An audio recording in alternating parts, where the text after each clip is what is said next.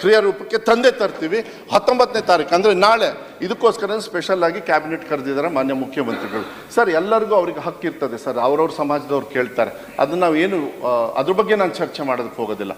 ನನಗೇನಿಲ್ಲ, ನೀವು ಯಾವತ್ತು ಕೊಡ್ತೀರಿ, ಇವತ್ತು ಬಂತು ನಾಳೆಯಿಂದ ತಗೊಳ್ಬೋದು ಅಂತ ಹೇಳಿದರೆ ನಾನು 2-3 ವರ್ಷ ತಗೊಳ್ಳೋದಿಲ್ಲ.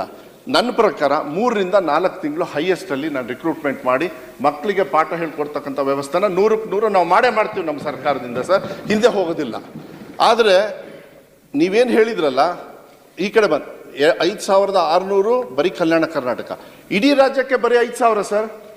ಅಂದರೆ ಹೆಚ್ಚು ಒತ್ತನ್ನು ಕೊಡೋದಕ್ಕೆ ನಾವು ಮಾಡ್ತಾ ಇರೋದು. ಪ್ಲಸ್ ನಮ್ಮ ಹೆಸರು ಮರ್ತೋಗ್ಬಿಡ್ತು, ಹೇಮಲತಾ ಅವರು. ಅಮ್ಮ ನೀವು ಶ್ರೀಮತಿ ಹೇಮಲತಾ ಅವ್ರು ತಾವು ಹೇಳಿದ್ರಮ್ಮ, ಏನಂತ ಹೇಳಿದ್ರಿ ನೀವು, ಕೆಲವು ಶಾಲೆಯಲ್ಲಿ ನಿಮಗೆ ಅಡ್ಮಿಷನ್ ಸಿಗ್ತಾ ಇಲ್ಲ ಅಂತ. ಯಾವ ಶಾಲೆ? KPS ತಾನೆ.